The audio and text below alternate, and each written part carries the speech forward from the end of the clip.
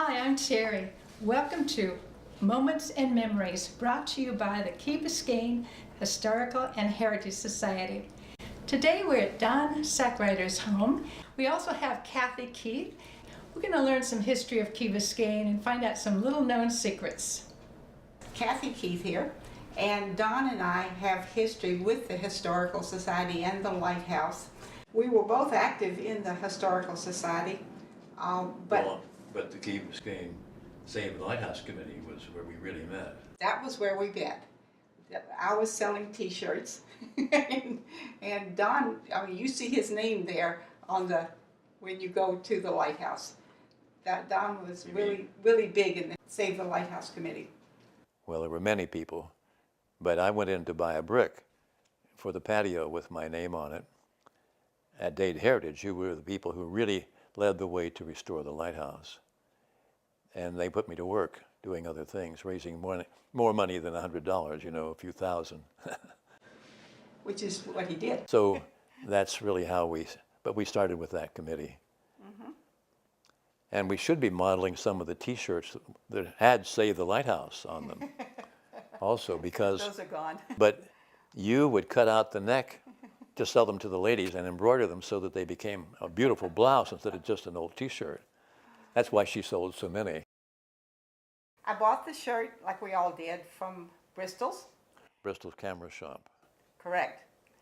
In about 97, but even several years before that, it was the official shirt to wear on Key Biscayne on Fridays. The reason I gave it to Don was because I knew that he would take such good care of it. And now I bet that this is the last one on the Key. That's in good shape. That's in good shape, or even here, because you don't see them anymore. And it used to be that we all wore them on Friday. That was the Friday shirt. And the reason Friday was that you didn't have to have a coat and tie to go to anything if you had this shirt on. So true. So true. It's almost in mint condition. It's sort of like the people who have a Corvette. They only take them out once a month. And that's why this shirt has survived. I love the shirt. It's one of the nicest presents I've ever had because I love Key Biscayne, I love maps, I love lighthouses, and so how can you miss? One day, while walking at Cape Florida, I met a lady for the first time who said, "Oh, you're wearing my shirt." She said, "I really designed that shirt and they stole it from me." And maybe they did because I knew she was the designer of shirts and blouses, so it could be that they did steal it from her. And I'm glad that they did because now I have it. Almost everyone who was anybody had one and wore it on Fridays. Now, like Ed had one, and he would always enjoy wearing it, but he wore it, and he wore it, and he wore it, and it's gone now. And I suspect, I haven't seen one, and you're the only one that has one that I've seen. Well, most of my clothes were 50 years old, so that's one reason why. And I have a lot of clothes now. When I came to Miami, everything was in one little suitcase in one little closet. So this disappears for a while among things now and then. And it's, we've got to put it back to the front again. Now, Don, you were on the committee with the Lighthouse. As I recall, you were really quite big in that committee when I got involved. If you walk down to the Lighthouse, you will see Don Sackrider's name on the obelisk. And he was I call that my tombstone. Oh my. Put my ashes there. Well, that's what it kind of looks like in the middle of the patio, And one of the bits of trivia about that is the Keyes Company, which was the real estate company here, was a big donor. And the man who carved everything in, I didn't realize that Keyes was K-E-Y-E-S. He put K-E-Y-S, but you couldn't take it off. So there's two of them there. There's the Keyes Company and the Keyes Company, both on there. And that's the behind-the-scenes gossip. That's something we can go and see anytime. Also, I sold a lot of bricks, and you sold a lot of bricks, but I sold one for Richard Nixon. Not really to him personally, but I was at a breakfast meeting for the Lions or for one of the groups here, and I said to the secretary, that it's a shame that we don't have a brick here for Richard Nixon. So I know more than got home, and she ordered one for herself and one for Richard Nixon and one for his friend. It's really a lot of fun to go down to the lighthouse and look at all those different bricks. I think Dave Barry has one that says, "Don't spit."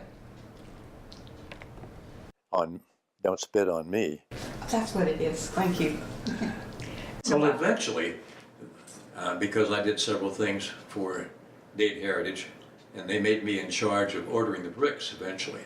So they were $100 at the time, and the bricks were like $12.50. So that meant that $87.50 went directly to the light. And it isn't that they raised so much money for the lighthouse, but it raised awareness to have that patio there with a lot of interesting names on them and their names and so forth.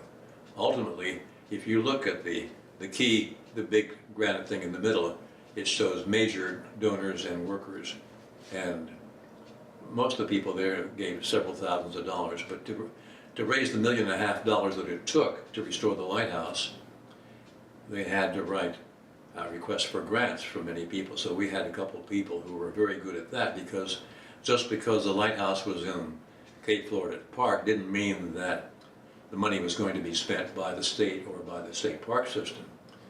They do spend the money now to maintain it, but the $1.5 million that we took to restore the lighthouse, which included replacing all the ironwork from the 1855 version, was like $750,000 itself.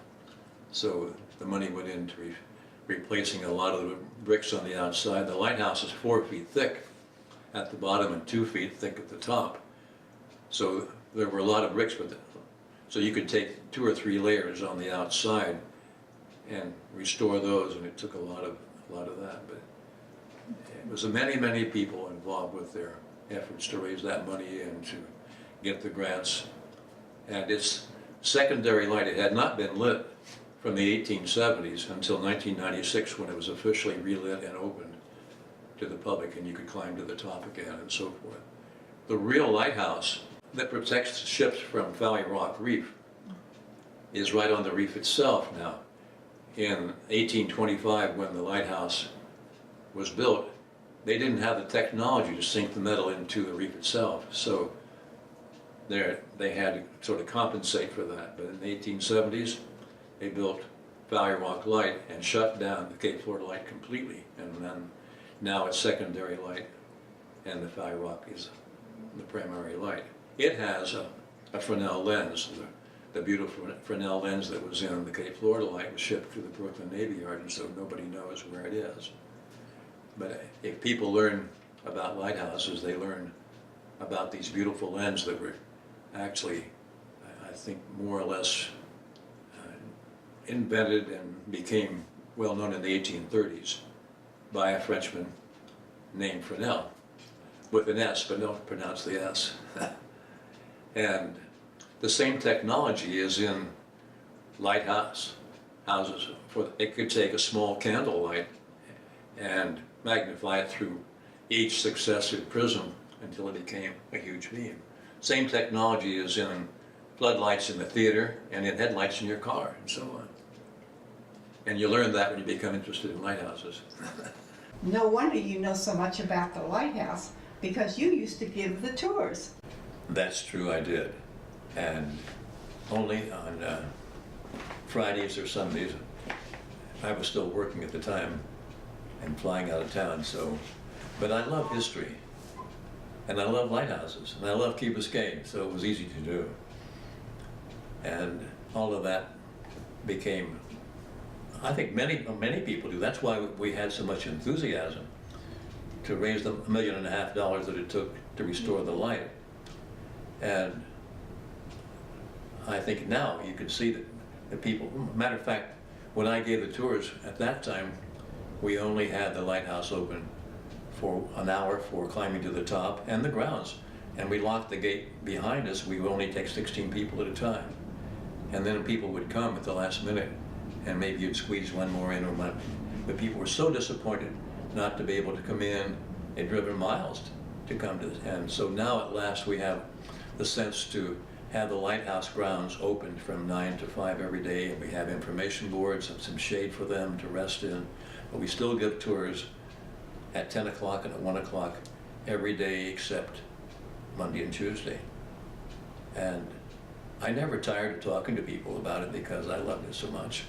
And even now when I walk through the grounds, sometimes I can't resist being on stage again. But I can see the people. And if they aren't interested, they gotta catch a plane in half an hour. But then there are other people who have come from England or who knows where, and they're so grateful to have somebody give them a little piece of history, because you can see Valley Rock Light from the lighthouse grounds. It looks like a little Eiffel Tower way over in the distance, but it's 100 feet tall and has keeper's quarters 30 feet above the water in the tower itself. Now it's automated. We needed the light to protect people from that reef, so when they had the technology to build and sink the metal into the rock, then of course.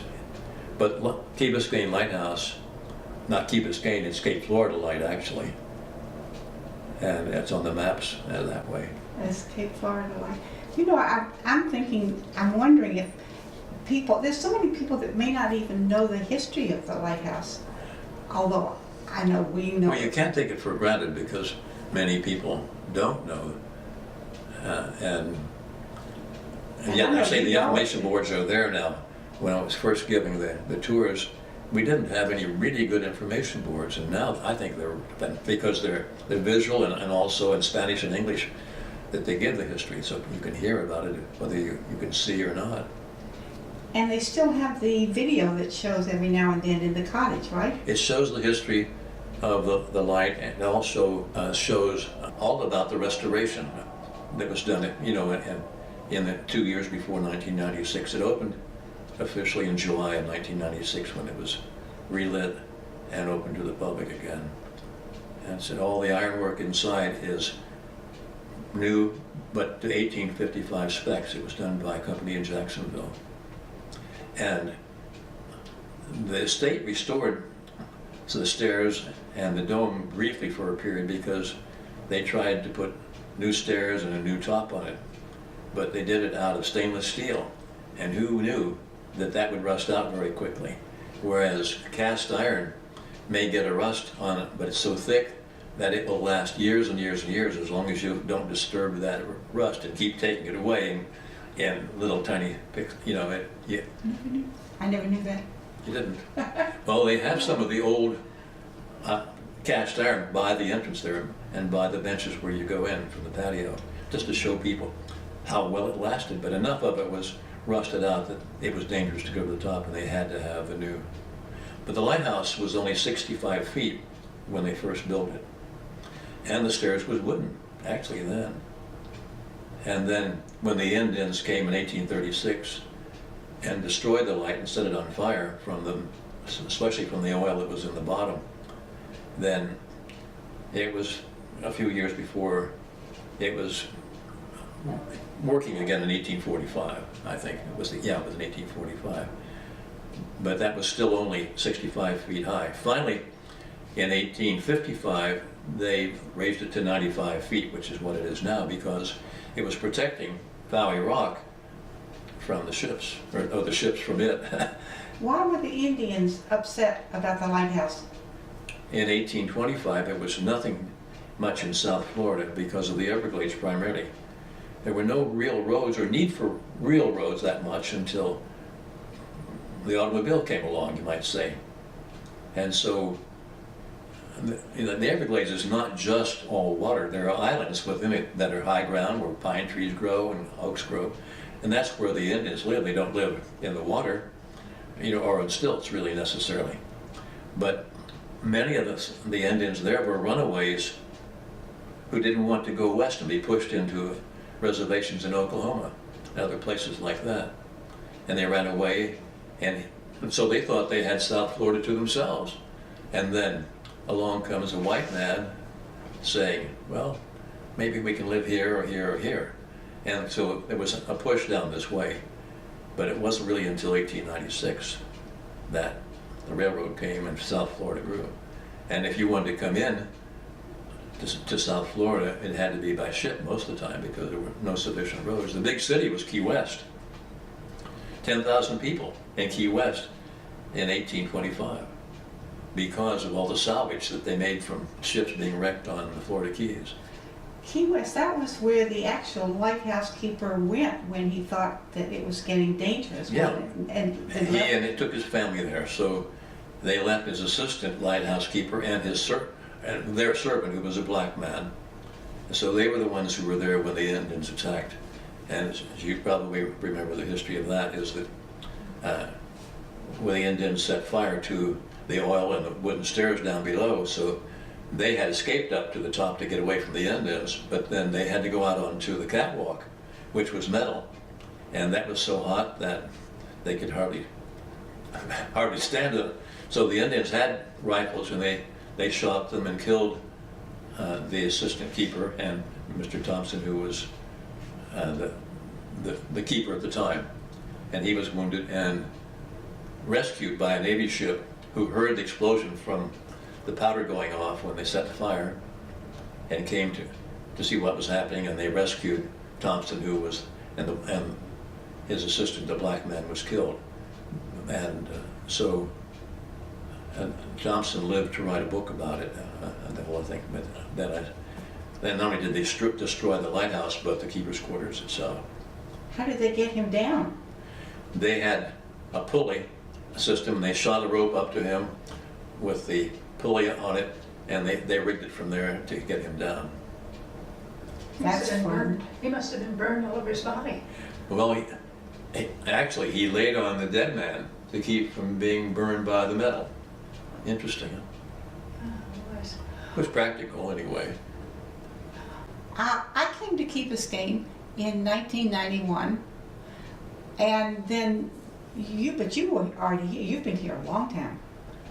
I came to work for Eastern in 1956 and had a month of ground school here and would have stayed, but I was too junior to get to be in Miami at that time, so I had to go to New York and work my way back. But within a little over a year, I was back in Miami, and I've never left. Matter of fact, I grew up in Illinois next door to people who had lived in Florida from 1915 till the 30s, so all I heard was Florida. I had to come here. And you lived in one of the original Mackerel houses, I didn't did. you? Rented it with another pilot. We rented a Mackerel house for a while. And I would go swimming. I'm part water dog. And would have stayed here, but I also wanted to grow mangoes and avocados and all those things. So I had 5 acres in Kendall, but you could drive back to Key Biscayne in 20 minutes to swim and enjoy the beach. And so finally, when traffic became so bad, and by that time they had built the condominiums, because I never was that fond of Mackerel houses, to tell you the truth, because they're so close together, and it seemed like the breeze goes right over them. And so when they built this condominium, the Commodore West, and I had all the view of all the parks and the city and everything, and I could be in the water in 2 minutes. And he's in the water every day of the year. Except when the man of war are around. And the man of war I've had a few times, but I think after a while you check the beach and you check a lot of things before you go in. When he went to his reunion, he was one of the few people that hadn't lost height, and he credits swimming every day. They built the East Building, slipped that in on me, and I think it must have been opened in '72. This building, I bought my apartment in '74, so it was built pretty much in '74 and completed about the same time, because nobody had ever lived in the apartment when I bought it. Do you remember any of the businesses that were on the Key or places you went to eat? Well, one of my favorite places was Hurricane Harbor Restaurant, and also the little bar next door, which was called the Key Bar, or something like that anyway. But they both had pretty much the same cook, but different menus. But how I miss the Rosin baked potatoes that they had. And best baked, they call it a baked potato, but actually Rosin baked potatoes were probably a product of the timber camps. You know, when the guys were timbering, and they had big iron pots where they would collect the pitch from the pine trees, and when you boil it, put it under the heat, it'll boil just like another liquid. Drop the potatoes in, and when they are done, they come to the top, and then you have to put them on either newspapers, butcher block paper, or foil or something, because the rosin will be too hot or too dangerous. But that seals the whole flavor in there, and you've just never had such magnificent potatoes in your life. And they did it not only for white potatoes, but for sweets as well. And then I've talked to you how I miss them and try to find them again. It's very difficult. I've really spent a lot of time when I was in North Florida asking where you could get rosin baked potatoes. And they said they're just too much work for people anymore. You've almost got to have, you know, the fire in the tub outside. But they had them here at the Hurricane Harbor Restaurant, and that was only other places in mind that I think you could find them was at Black Caesar's Forge in the south part of Dade County, where they had, you could bring them a steak and they would cook your steak and give you a rosin baked potato and a Caesar salad for $1. And then there was a place in Sunnyland that served them. And then in researching, we found out that actually Cracker Barrel served them for a while.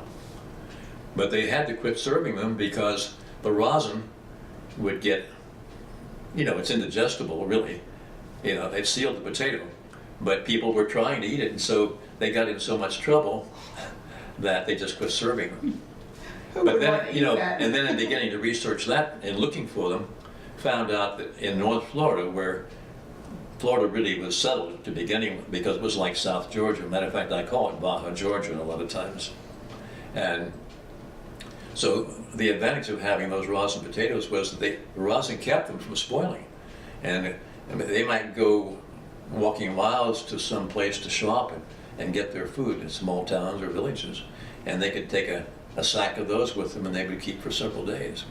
Rosin is the pitches in pine trees. You've seen, it's almost like amber, you know, and so when you have that pitch and melt it down, like I said, it's almost like any other, but it seals in that flavor so much and very practical. Maybe people don't remember the sap that comes out of the trees, but it's kind of like, It's the sap. you know, well, you know how they Out of have the pine jewelry trees. that's petrified, and that's the beautiful jewelry that they sell. Yeah. It's related to that some way, you know. Anyway, I'd give anything to find out where I can get rosin baked potatoes again. We need a pine tree.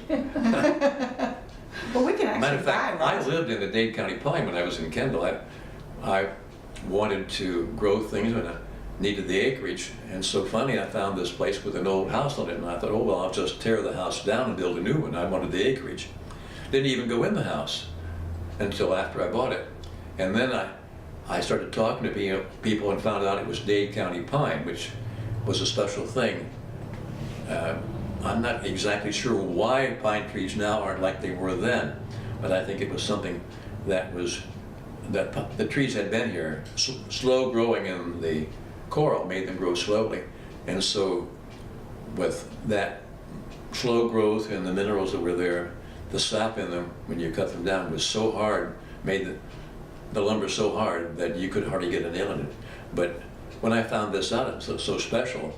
Then I found people who had them and had remodeled them, and then when I remodeled the place and put on a screen porch and opened up some windows, people would go like, where did you get a house like this? You know, it was so special. And I wish I had it now, but they're still around. Matter of fact, my friend Stella Farrar lives in one in Coconut Groves on an acre of ground. Oh, that's a Dade County Pine house. It's a Dade County Pine house, and they're irreplaceable. Matter of fact, the pine was so termite proof. Termites they would go in and break a tooth off and leave, you know. And they even built a lot of ships out of them because the worms and other things would not get into the pine. Wow. That's amazing. Joan Blank lived in that compound, and she lived in a small house like that, which they took off when they sold that land to the Sheridan, I think, that whole compound. for the hotel grounds, and it ended up over here in the work area in Crandon Park. But they were supposed to restore it and put it someplace special. But I think they dragged their feet, and I doubt if it's possible to be. It may be there among all the trees. Yeah, last we looked was. But anyway, there was. We looked. Lloyd Jordan was one of the pilots who lived in that compound, and I think there were 2 or 3 a pilot, and also there was a fairly famous lawyer who had a house there that was even a 2-story house. But Barnacle in Coconut Grove is the same type of house. And when I first came to Key Biscayne also, there was a house like that at the end of Key Biscayne, not far from the lighthouse itself, at the very end. And that house was built by one of the descendants of the lady who sold the land for where the lighthouse is to the government, the Davis family. And so it was still here in 1957, and then some kids got into it playing, and it burned and was built. Yeah, it burned to the ground. What a shame. It was designed by Ralph Monroe, who has the house in Coconut Grove called the Barnacle. And if you haven't seen one, there you are. When you first came to Key Biscayne, what was life like for you? Were telephones available? Telephones were no problem, but you didn't have to dial so many numbers. I don't think we even had to dial. Now you have to dial 305 plus the 361 number. I think when I first came here in '57, we only had to dial the 4 numbers.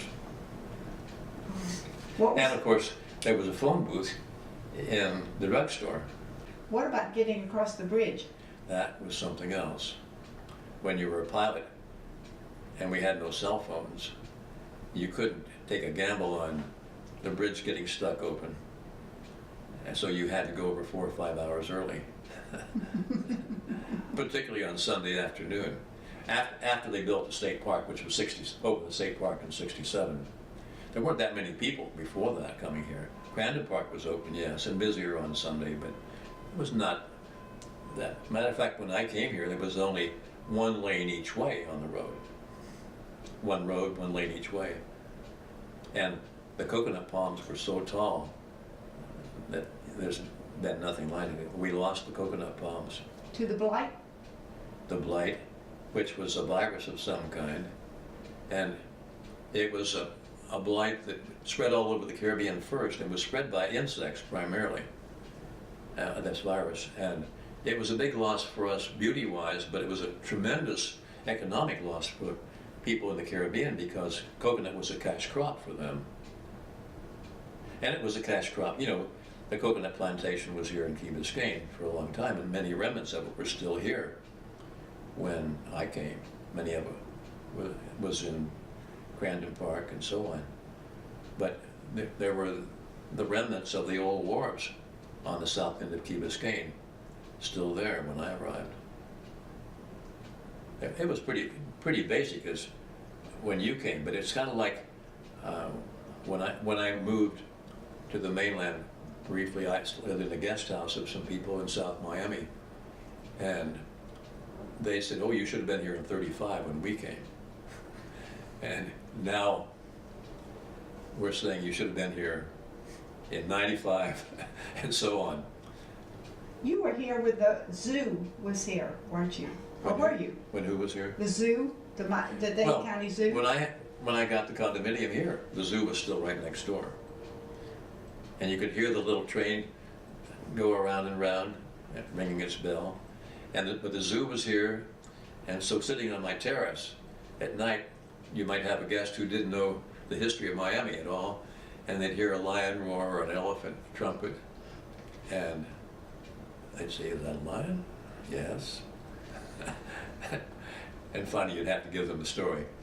But before that, hear the lions roar or whatever, and after that you'd hear the peacock going, "Help, help, help." It was, they knew it couldn't be true, but they still were like, "What's going on here?" But it was only really much later when the state park here, on Sunday afternoon, when there would be hundreds of people trying to get off and the bridge would get stuck, you were really in deep trouble. I've seen pictures of that. Right. They're archived at the library. But, before that, the, the causeway and the bridge were delayed by World War II, or they would have been here earlier. But I think it was 48 when they finally finished it, something like that. And the toll was 25 cents. But I think there were people who were bankers or whatever, but I think also at that time, in the 50s, many people thought it was too far out of town. I don't want to live way out there. Maybe they go to the beach once a month or once a week or something like that. But they really thought it was too far away. And for me, it was just where I wanted to be, because I wanted to be in the water and walking the beach. I know that's you. Let's see, Nixon had his White House here. When Nixon was here, when he came here in the beginning, he didn't have a house. He would only come on vacation and stayed in one of the villas at the Key Biscayne Hotel. That was when he was senator, and fell in love with Key Biscayne. And of course, he was befriended B.B. Rebozo, and they would go fishing, and it was old Florida. It was old Caribbean. I've heard you could hear Nixon played the piano, and quite often in the house that he Well, there was a had. restaurant where we had in the Galleria. It's now a bank, but it was a restaurant for quite a while, replacing what was the old, what was the bar that it replaced? I'm sorry, I'm not remembering, but I know what you're talking about, Anyway. the Chase Bank now. It's the Chase Bank now, right? Uh-huh. But along about that time also, there was a very fancy restaurant called the Jamaica Inn, and it had a garden full of tropical plants, and they had a Steinway piano there, and Nixon would come. It was it was a fun restaurant, very good food, and all this tropical foliage around it. So, yeah, he played, and he was apparently very good.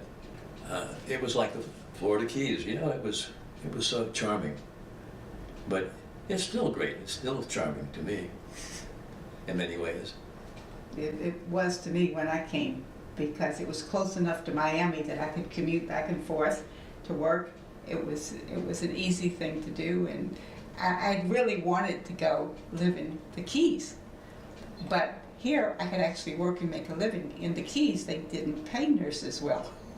When I first came to Key Biscayne, the area where the Cape Florida State Park is now, which is also called Bill Baggs Park, and people want to know why it was called Bill Baggs. Well, we wouldn't have Cape Florida Park if it weren't for Bill Baggs, who was the editor of the Miami News, and campaigned endlessly to get the state to buy the property and make it into a state park, and keep it from being developed into condominiums and on and on. And they missed their chance, so it was sold to a company, and where the towers, condominiums are now, would be in the state park if the state had bought the property when they could have. But fortunately, the company went bankrupt, and so then he campaigned even more, and the state then did pay $10 million for the property instead of $3 million. But at least we have a park there that's invaluable, and otherwise there'd be 3 acres around the lighthouse, and the rest would be all condominiums and houses and this and that. So we're really so fortunate that we have such a marvelous nature park. When I walk there in the morning, there's butterflies and there's birds and all kinds of nature and wildlife. It's fantastic to have right outside your door. And a wild papaya. The Australian pines had taken over when I first came here, and almost everything in the park. With the Australian pines, when they drop their needles, and there's lots of them, the needles are so acid that nothing else will grow.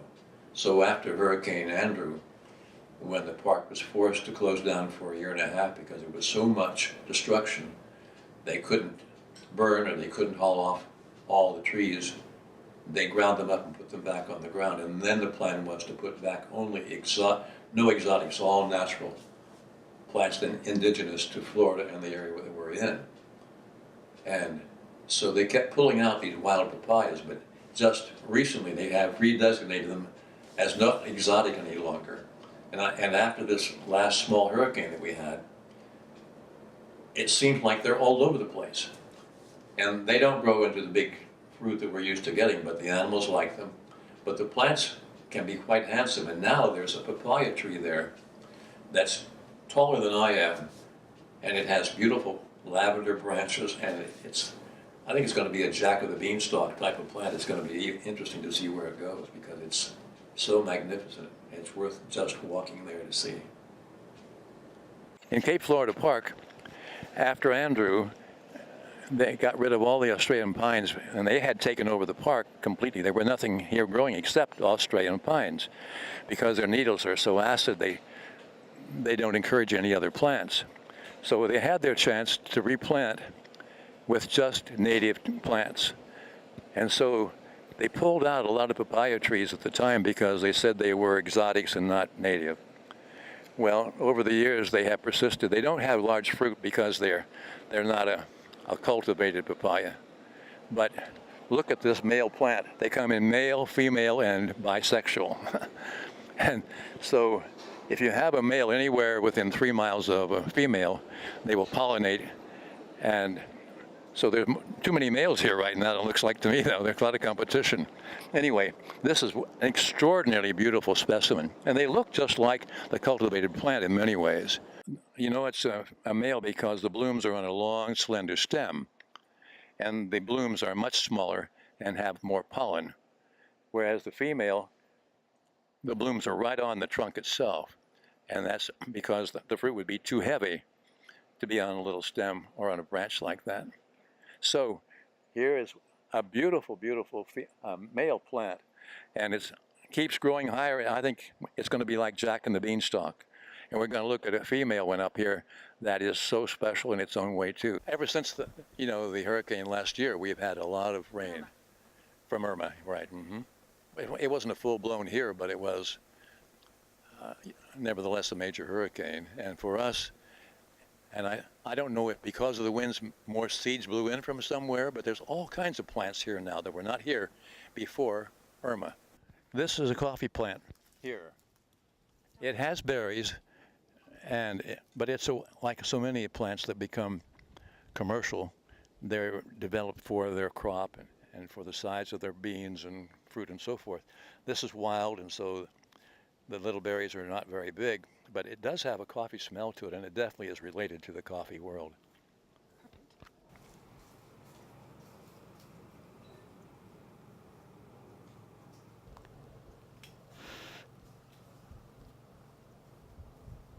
What are we looking at now? We're looking at a group of wild papaya plants.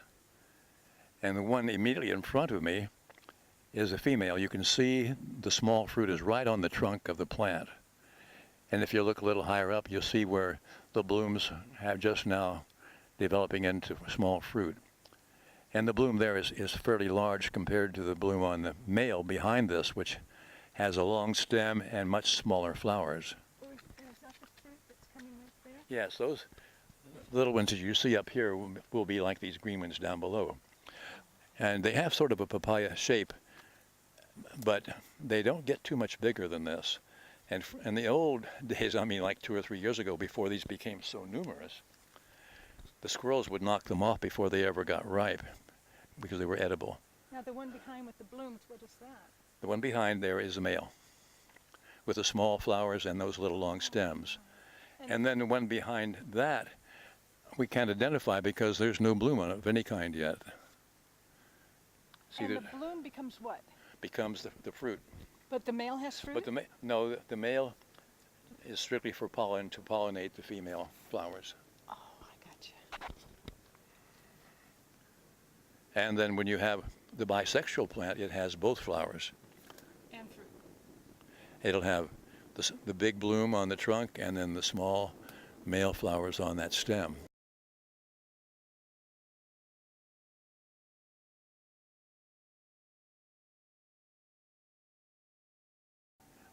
I've been walking here forever, at least for the last 60 years. And they used to pull out since we had the hurricane and decided to have only native plants, no exotics, they decided for a while that wild papayas were exotics, so they pulled them out. And I don't know if there's more of them now because they've changed it now that it's no longer considered exotic, or whether it's because after the last hurricane last fall, we've just had a lot of rain and more things blew in from somewhere, or what's going on. But there's a lot of wild papaya plants. But this particular one in front of me, with all these beautiful lavender branches, which is unusual, and these huge leaves, it's like going to be a Jack and the Beanstalk type of plant. It's the strongest papaya plant, cultivated or wild, that I've ever seen. Seems like it's growing by the minute. But you see the small green fruit on it. They don't get much bigger than that. But a lot of the animals, squirrels, and who knows what, will enjoy having them when they're edible at all. How tall do you think this is? I think this plant has to be 12 feet tall. Oh, yeah, at least. And who knows where it's ending.